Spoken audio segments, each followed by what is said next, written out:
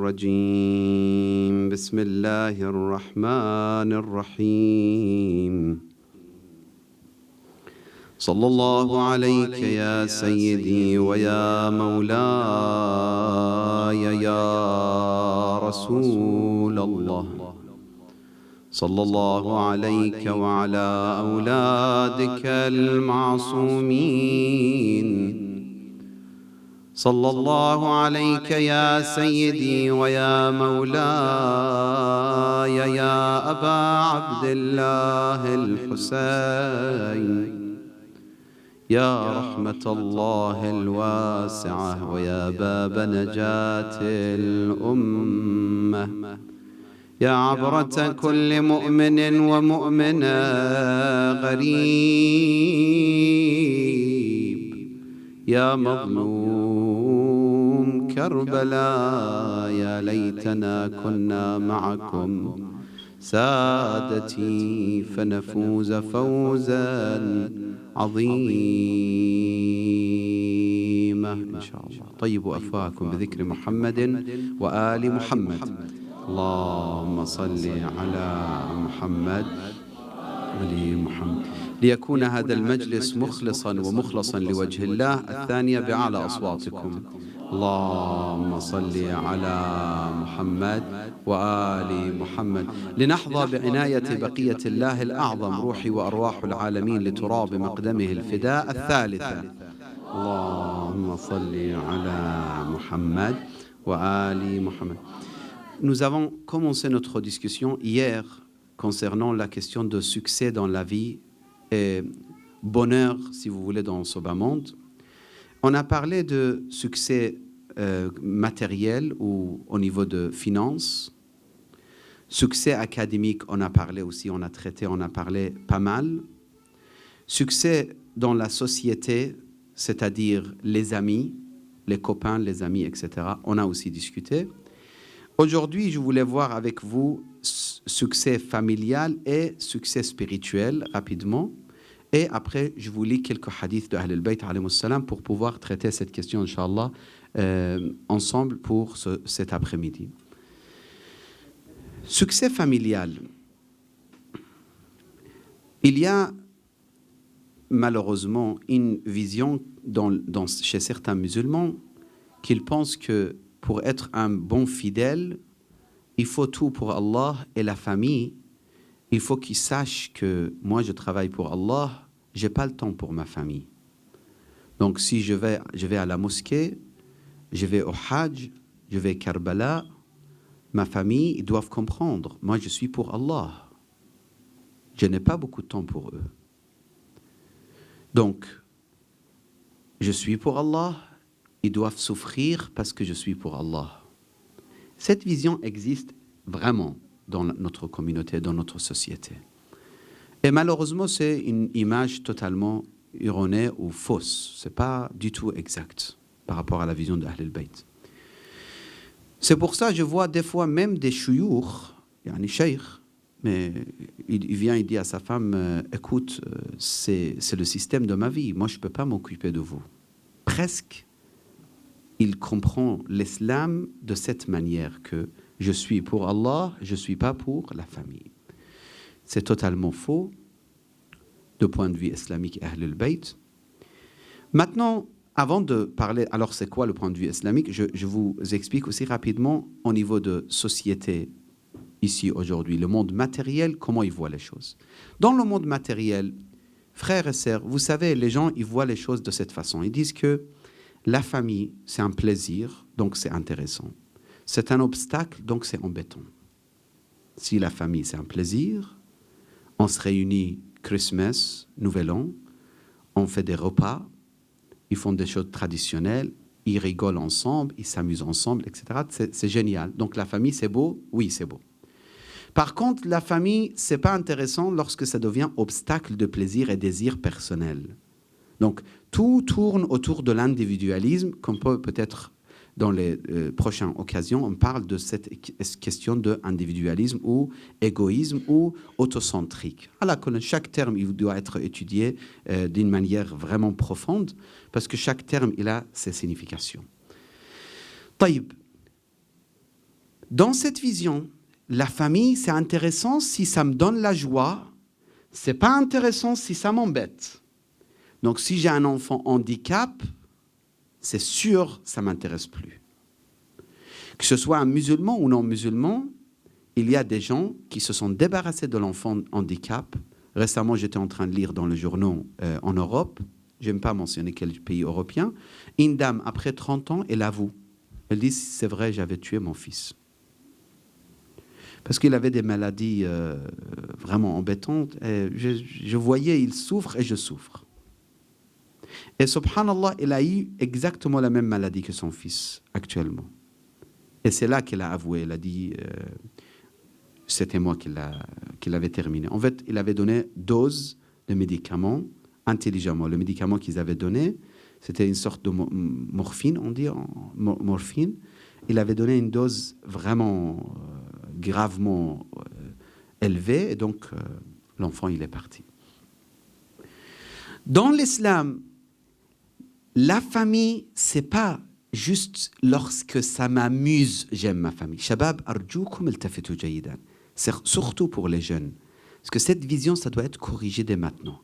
Ne croyez pas que votre famille, c'est intéressant parce que ça me donne la joie. Une fois que ça me donne plus la joie, c'est plus intéressant. Et cette vision, ça fait que le garçon, dès qu'il atteint un certain âge, il voit ces obstacles finalement, la famille pour lui, il sort de la maison. Vous voyez ça ou non dans la société aujourd'hui? Les plupart, il atteint un certain âge, il dit adieu, adieu ma famille. Il ne veut plus rester chez lui. Pourquoi? Parce que ça devient vraiment embêtant pour lui. Dans l'islam, cette vision s'est totalement mise en cause. La famille, c'est réciproque. La relation familiale, c'est réciproque. Akhdhun wa ata. Tu donnes l'amour et tu reprends. La dame, je me rappelle parfaitement, je ne sais pas est-ce que je vous ai donné cet exemple ou pas. Je suis arrivé en France 2002 à peu près. Je ne sais pas quel mois, peut-être c'était mois d'août 2002. Et notre voisine, c'était une Italienne, une dame âgée, très âgée. Et elle avait expliqué que mon fils, il ramène ses vêtements pour laver, sinon il ne vient jamais chez moi. Et ben moi, j'ai jeté les vêtements devant son visage et je lui dis va le laver, je ne veux pas te voir. Donc, c'est réciproque. L'enfant, il n'a pas reçu de l'amour parce que, et ce n'est pas toujours comme ça. En Italie, tu peux trouver des familles extraordinaires aujourd'hui, des chrétiens ou autres, qui sont très, très solides au niveau de mahabba. Ce n'est pas général, ce n'est pas pour généraliser, mais c'est un exemple. Donc la dame, elle était décédée toute seule. Elle est morte toute seule. On était là-bas quand on a entendu, voilà, c'est terminé, c'est fini. Personne ne vient, personne ne va, personne ne pleure, personne. Ma fille, tout est terminé. Et vous connaissez également l'histoire de, peut-être vous avez entendu, une dame en France, française, qui ramène son fils chez une dame maghrébine et dit « J'aimerais bien que lui devienne comme ton fils, votre religion là, islam là. Ça m'intéresse pour mon fils. » Elle a dit « Mais toi, tu es convaincu ?» Il dit « Non, non, moi ça m'est égal, mais mon fils, je veux qu'il devienne comme vous. » Il dit « Pourquoi ?» Il dit « Moi, j'ai observé votre vie, votre maison. Les garçons, ils s'occupent de la maman d'une manière fantastique. Mais vraiment, il y a l'amour, il y a le respect, c'est incroyable, j'ai vu tout. Alors que chez nous, ça n'a rien à voir. L'enfant, il s'en fiche totalement de la maman. Donc, j'aimerais bien qu'il soit...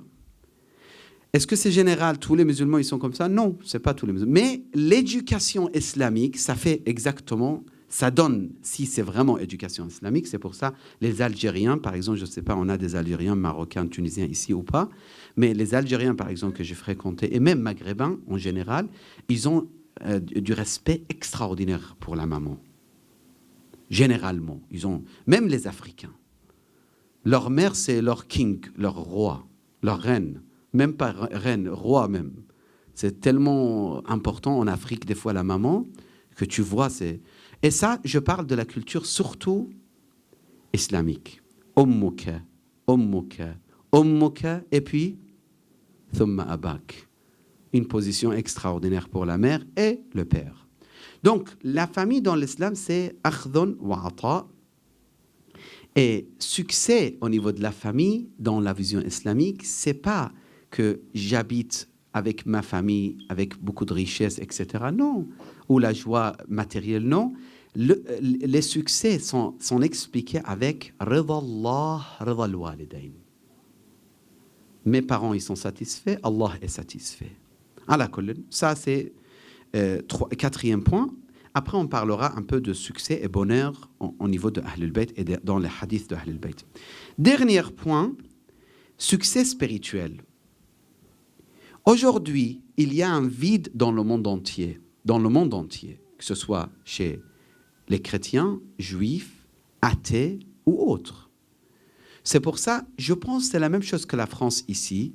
Il y a beaucoup de Français, il y a beaucoup de non-bouddhistes, ils deviennent bouddhiste, ou il devient hindou, ou il prend yoga, ou il prend d'autres philosophies de l'ouest, de l'est de notre planète, et de l'Asie exactement, et il pratique. Mais il pratique vraiment. J'ai rencontré beaucoup de gens. Pourquoi ? Parce qu'il y a un manque. Il y a un manque. Une fois, je posais la question à quelqu'un français d'origine tunisienne, j'ai dit, je te pose une question. Est-ce que quelqu'un qui ne croit pas en Dieu, le moment de quitter ce bas monde, est-ce qu'il vit la panique et la tristesse à ton avis ? Je posais la question, on a analysé. Qu'est-ce que vous en pensez ? Quelqu'un qui ne croit pas en Dieu, le moment qu'il va quitter ce bas monde, qu'est-ce qu'il va sentir ? Est-ce qu'il y a des paniques ? Est-ce qu'il y a une tristesse quand même ? Absolument. Absolument, c'est normal. Sinon, il n'est pas naturel. Sinon, il n'a pas une réflexion normale. Parce qu'il va quitter tout finalement. Tout va arrêter. C'est l'adam. Et l'homme n'aime pas l'adam, le néant. L'homme n'aime pas le néant, n'aime pas le adam. L'homme aime l'existence. Il n'aime pas le fana. Donc, même spirituellement, il commence à penser que nous, on a besoin de croire à quelque chose. Donc, ils inventent des choses, vous voyez, des modes. Chaque période, il y a des modes. Ça devient de la mode, par exemple. On croit à, je ne sais pas, la nature. D'ailleurs, je ne me suis jamais posé cette question, mais là, je viens de réfléchir. J'aimerais bien avoir votre avis si après le discours, on peut discuter, si vous voulez, plus tard. Ceux qui parlent beaucoup de la nature et de l'environnement, vous ne pensez pas qu'il y a cet aspect aussi taqdis pour l'environnement aussi un petit peu ? Vous ne voyez pas ça dedans ? Je n'ai jamais posé la question, je n'ai jamais fait des recherches dessus, mais je vois, c'est des partis politiques aujourd'hui, c'est des tawajjuh, comment dire, c'est mouvements, c'est une vision, c'est une vision importante qui devient très très présente dans le monde. Donc environnement, il y a la couleur et c'est dans le monde entier, etc. Oui, c'est vrai, c'est bien, notre planète, il faut la protéger, on n'est pas contre eux, au contraire. Rasulullah, il nous a appris qu'il ne faut pas couper les arbres. Avant que ces gens-là ils pensent à l'existence de cette importance de l'environnement, Rasulullah, il dit « La taqta'u shajara » Vous ne coupez pas les arbres. Même dans les guerres, le contraire, ils sont en train de faire. Ceux qui prétendent je ne sais pas quoi, ils brûlent les champs. Donc, « La taqta'u shajara » Rasulullah, il nous a appris, salawatullah wa salamu alayhi. Au contraire, ils nous ont appris de « ihya al-mawat ». Qu'est-ce que ça veut dire « ihya al-mawat » Faire revivre les terres mortes ou arides. Arides, on dit ? Les terres arides, faire revivre. Et même, il y a dans la jurisprudence des règles que si tu fais revivre une terre, des fois, dans certains cas, tu deviens quoi ? Propriétaire, carrément. C'est tellement... ce qu'au Canada, là, j'ai entendu parler, ils disent, tu payes $1, on te donne une terre ou terrain constructible, mais à condition que tu vis là-dedans, je ne sais pas combien de temps. Ça, c'est règles islamiques, ça. Ça, c'est des règles qui existaient à l'époque de notre noble prophète. Fais vivre un terrain ou un lieu, c'est à toi. C'est à toi tant que tu travailles dessus. L'islam, c'est pour le hayat. L'islam, c'est pas pour la mort. À la colonne. Donc, c'est une question qui se pose. Est-ce que les gens de l'environnement, ils pensent vraiment, ils donnent une image sacrée à la nature ou pas? Comme vous le savez, il y a des gens qui croient que lorsqu'on dit qui a créé cette existence, ils disent bah, c'est la nature. Et nous, on leur pose la question, la nature, il a la sagesse? La nature, c'est matériel ou spirituel? Une chose matérielle, il ne peut pas réfléchir. Il peut réfléchir à votre avis? Une chose matérielle, quelque chose. Oui, yusabbihu lillahi, tout glorifie Dieu, mais ça ne peut pas avoir la sagesse. Il ne peut pas être la cause de toute cette sagesse qui existe dans le monde. À la colonne, ça, ce n'est pas notre sujet. Donc, succès spirituel, même au niveau spirituel, frères et sœurs, c'est important d'avoir de succès et de réussir. Et c'est quoi la réussite? Je pense que les 5 points, c'est largement suffisant par rapport à notre modeste échange, largement suffisant. Si vous me permettez, quelques hadiths. Sallu ala Muhammad wa ala Muhammad.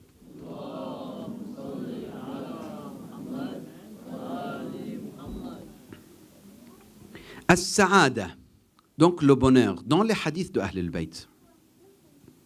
On a quand même expliqué quelques points, quelques hadiths, mais là, je vais essayer vraiment de traduire quelques hadiths et je termine pour cet après-midi. Sa'adatul mar' al-qana'atu war-rida. Tu veux le bonheur et avoir une vie avec beaucoup de succès, tu as besoin de 2 points. Shabab, c'était intéressant si vous notez dans votre portable ou ailleurs, où vous mémorisez quelques points que je vais mentionner, parce que c'est des hadiths utiles. Vous vous rappelez au moins c'est quoi qui ramène le bonheur? Numéro 1, al-qana'atu war-rida. Qana'a, c'est de se contenter de ce qu'Allah nous a donné. Parmi les clés de la réussite dans la vie, c'est le qana'a. Tout ce qu'on a raconté avant, si on n'a pas de qana'a, on ne peut pas être content. Al-rida, c'est la satisfaction. Al-imam Ali Amir al-Mu'minin, il dit, tu veux avoir le bonheur et le succès au niveau de succès, plutôt bonheur ici, tranquillité au niveau du cœur et nafs au niveau de l'esprit. Khulou as-sadr min al-ghill wal-hasad min sa'adat al-abd. خلو القلب من الغل والحسد من سعادة العبد. Le bonheur, c'est pas le succès, c'est pas avec beaucoup d'amis, beaucoup de fortune, beaucoup d'argent, beaucoup de diplômes. Non, non. Même si tu as tout ça, si ton but c'est d'avoir encore plus de diplômes, tu vas souffrir toujours parce que tu observes les autres et tu es jaloux. Si ton but c'est d'avoir plus d'argent, tu vas souffrir toujours parce que tu vas voir le château de l'autre et que tu n'as pas la même chose. Si vous habitez à Montréal, hier on parlait avec le Hajj, il faut encourager notre communauté d'acheter des biens, de ne pas rester dans des appartements sociaux ou des choses comme ça. Mais si quelqu'un il achète un pavillon et il est jaloux, il n'arrive pas à régler ce problème, quand il visite son ami qui a une maison beaucoup plus belle, il souffre. Et ça ne se terminera jamais. Dans la spiritualité, il faut voir les plus hauts. Mais dans le matériel, il ne faut pas voir les plus hauts. Il faut rester content de ce qu'on a et voir les plus faibles, les plus pauvres. Al-Imam Amir al-Mu'minin, il dit من السعادة التوفيق لصالح الأعمال. Le fait d'avoir le bonheur ou l'occasion de servir Allah et Ahl al-Bayt, c'est saada aussi. Les قادة في الكشاف ou les profs في الكشاف ou bridges ou حسينية كذا ou masjid كذا, vous êtes honorés parce que Allah vous a accepté de servir. من سعادة المرء أن يوفق للخدمة. C'est pour ça ceux qui s'échappent, les gens qui s'échappent, en réalité ils se sont échappés de bonheur et de succès, de vrai succès. Et celui qui court après la responsabilité, il est en train de recevoir la lumière de Dieu. Min sa'adat al-mar. Deuxième point. J'ai juste pour vous aujourd'hui 4 titres. Donc, as-sa'adatu an-nafsiyya, as-sa'adatu al-ma'nawiyya. Permettez-moi aussi un petit peu de sa'ada al-maddiyya. Vous me permettez, Inch'Allah, vous n'êtes pas fatigué. Salawat Muhammadiyya bi'ala aswatikum. Allahumma salli ala Muhammad wa ali Muhammad. As-sa'ada al-maddiyya. Est-ce qu'il y a le bonheur ou succès matériel dans l'islam? Oui, il y en a. Il dit, parmi les bonheurs matériels, c'est d'avoir un fils qui ressemble à la mère ou au père. Pas que physiquement. Ressemblance physique, mais aussi spirituelle et éthique. Si le père il voit que le courage qu'il avait, il a été transmis à son fils, ça c'est sa'ada ou pas? Il dit c'est sa'ada. Hadith dit c'est sa'ada. Quand tu vois ton fils, il te ressemble au niveau de, par exemple, générosité, c'est bonheur, c'est sa'ada, c'est succès. Également pour la femme, sa'ada, d'avoir un mari qui a 2 qualités, akhlaq et foi. S'il n'a pas d'akhlaq, c'est catastrophique. Mais s'il n'a pas d'akhlaq, il n'a pas de foi, inna lillah wa inna ilayhi raji'un. Elle a perdu vraiment. Mais s'il a l'akhlaq et il n'a pas de religion, c'est quand même problématique. Et ça existe. Il y a des dames qui m'ont posé la question, ils m'ont écrit en disant « Mon mari, il a rejeté la croyance en Dieu, il ne croit plus en Dieu, mais il est tellement poli, tellement respectueux, qu'est-ce que je dois faire ?» Je ne vais pas rentrer dans les détails de cette question, mais juste une phrase, c'est « grande perte lorsque le mari ne croit pas en Allah. » Et l'akhlaq, ce n'est pas grand-chose lorsqu'il ne croit pas à l'existence de Dieu et il va transmettre cette catastrophe à ses enfants-là, samahallah. Ala kullin. Pour l'homme, sa'adatuhu aussi, d'avoir une dame, il y a plusieurs qualités pour la dame.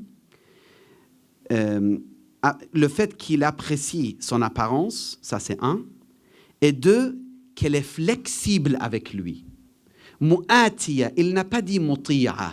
Je ne sais pas, est-ce que vous voyez la différence entre mu'atiya et muti'a? Il n'a pas dit muti'a, il a dit mu'atiya. Qu'est-ce que ça veut dire mu'atiya? Ce que je comprends, c'est-à-dire, elle n'est pas dure, compliquée. Sinon, l'homme, il souffre. Il y a des hommes qui souffrent. Parce que leur femme, c'est comme, par exemple, salam alaikum, hajj, aujourd'hui, je vais inviter telle personne. J'ai vraiment envie de l'inviter. Ah non, lui, il ne vient pas chez moi. Pourquoi? Qu'est-ce qu'il a fait? Non, je ne sais pas. Je n'ai pas envie. Qu'est-ce que tu en penses? On va visiter telle famille. Ils m'ont invité plusieurs fois. À chaque fois, je disais, non, moi, je ne supporte pas eux. Qu'est-ce que tu en penses? On va à Karbala cette année? Non, tu sais, à chaque fois, non, il souffre, l'homme. Il dit, mais comment je peux obtenir? Et des fois, il commence à chercher à avoir shafi'a, un intermédiaire. Il va chez son fils, il dit, s'il te plaît, toi, apparemment, tu as une place meilleure que moi chez ta mère. Donc, tu peux demander à ta mère qu'on visite Imam al-Hussein cet été, par exemple. Ou cet hiver, par exemple. Et le garçon, elle dit, ah, c'est une bonne idée, il vient, il accepte. C'est dommage. C'est dommage. Alors que sa'adat al-rajul, d'avoir une femme qui est flexible, qu'elle comprenne son mari. Arba'atun min sa'adat al-mar. Tout ça, c'est dans le monde matériel, mais ça ramène vers la spiritualité, parce qu'une bonne femme, c'est le meilleur moyen pour l'homme pour qu'il arrive vers Allah, s'approcher vers Allah. Si une femme, elle t'éloigne d'Allah, c'est vraiment compliqué. Je connais des hommes qui ont changé totalement la direction de leur vie à cause de leur mariage. Et je connais également les femmes qui ont changé également totalement leur direction de leur vie à cause de leur mariage. As-sa'adat al-ma'nawiyya. Et après, je passe à Sa'adun nas. Sallu ala Muhammad wa ala Muhammad.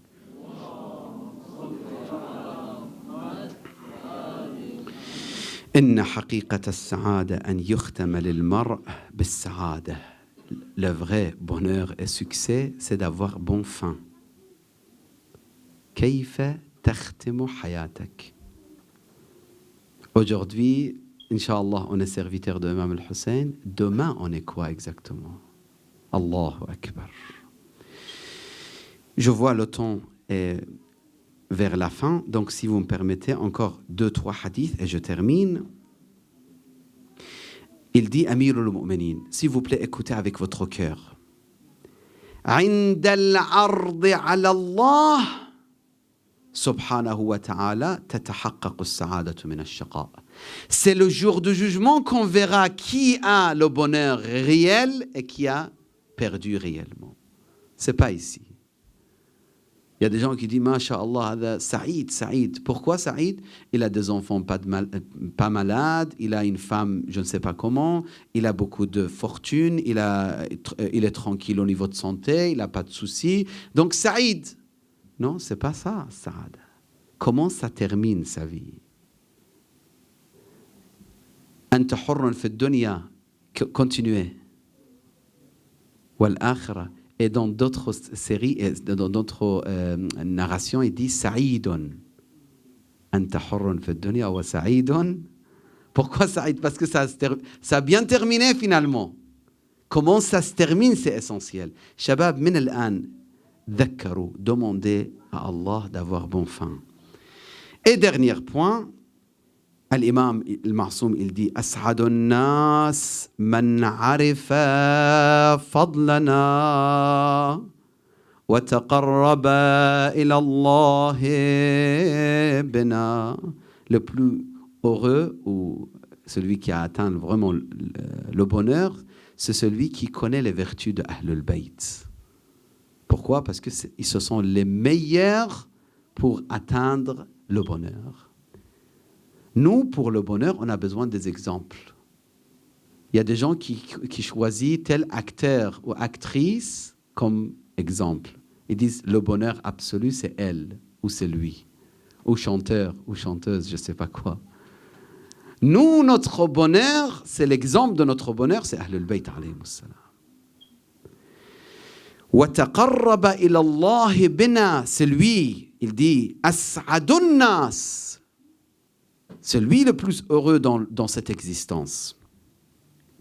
Et il a notre amour pur. Et il applique ce qu'on a ordonné. Donc, si on désobéit à Allah, on n'est pas su'ada, on n'a pas de succès. وانتهى عما عنه نهينا فذاك منا وهو في دار المقامة معنا. Celui-là, il est de nous et il sera avec nous le jour du jugement avec Ahlul Bayt alayhimus salam. Qu'Allah subhanahu wa ta'ala vraiment nous aide à obéir à Ahlul Bayt pour obtenir as-sa'adatul 'uzma, comme ce qu'il a reçu le Hur, comme ce qu'il a reçu, ils ont reçu les autres compagnons de Sayyid al-Shuhada, Abu Abdullah al-Hussein. Assalamu alayka ya mawlayi wa ibna mawlayi ya Aba Abdullah. Le jour de Ashura, Shabih Rasulillah, celui qui ressemblait à Rasulillah, Aliyun al-Akbar. Il est venu vers l'imam al-Hussein pour demander la permission pour partir et défendre Huram al-Hussein alayhi salam. فتقدم علي الأكبر وهو أول شاب وأول رجل يتقدم من أهل بيت الحسين عليه السلام إلى الشهادة بين يدي الإمام عليه السلام. يقولون إنه إذا تقدم أي شاب ليأخذ الإذن بالقتال كان الإمام عليه السلام يرده إلا علي الأكبر أذن له مباشرة. C'est très étrange. Ali al-Akbar, Imam al-Hussein, il a tout de suite accepté. Normalement, les autres, quand ils demandaient la permission pour partir vers les ennemis, pour défendre Ahl al-Bayt, l'imam, il n'acceptait pas tout de suite.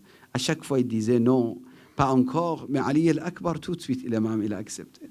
ولكن قال له عليه السلام ولدي علي إلي c'est-à-dire viens vers moi ولدي علي علي الأكبر viens vers moi حتى أودعك وتودعني pour que je te dis adieu et tu me dis adieu وأشمك وتشمني je sens l'odeur de paradis de toi فاعتنقه الحسين عليه السلام il l'a pris dans ses bras وبكت النساء لبكاء الحسين les femmes ils pleuraient lorsqu'ils ont vu le Hussein alayhi salam verser les larmes ولوداع علي الأكبر تعلقت النساء بعلي الأكبر les femmes ils ont commencé les femmes c'est-à-dire les tantes de Ali al-Akbar les sœurs de Ali al-Akbar ils ont commencé à dire non Ali al-Akbar pourquoi tu pars وإذا بالحسين ينادي دعوه فقد اشتاق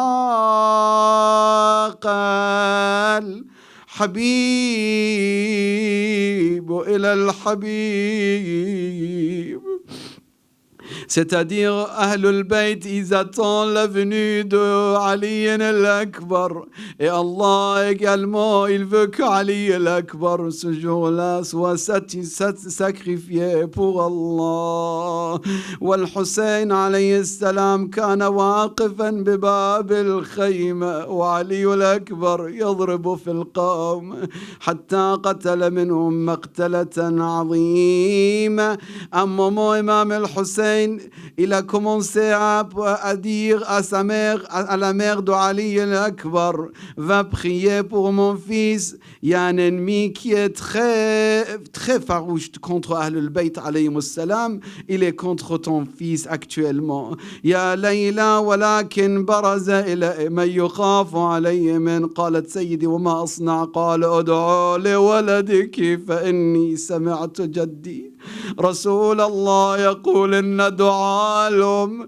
les mères ils doivent prier pour leurs enfants إن دعاء الأم بحق الولد مستجاب il a prié Ali al-Akbar il est retourné Abba je souffre de soif je suis très fatigué mon fils Ali إلهي بغربة أبي عبد الله يا من رددت يوسف إلى يعقوب السلام عليك يا غريب السلام على الحسين وعلى علي بن الحسين وعلى أولاد الحسين وعلى أصحاب الحسين اللهم إنا نسألك وندعوك بمحمد وعلي وفاطمة والحسن والحسين عجل لوليك الفرج اجعلنا من خير أنصاره وأعوانه اشف كل مريض رد كل غريب فك كل أسير أصلح كل فاسد من أمور المسلمين إلى أمواتنا أموات الحاضرين إلى أرواح من أسس وخدم مذهب أهل البيت ومن خدم في هذه المؤسسات الكريمة ولقضاء حوائجنا غفران ذنوبنا شفاء مرضانا الفاتحة مع الصلوات اللهم صل على محمد وآله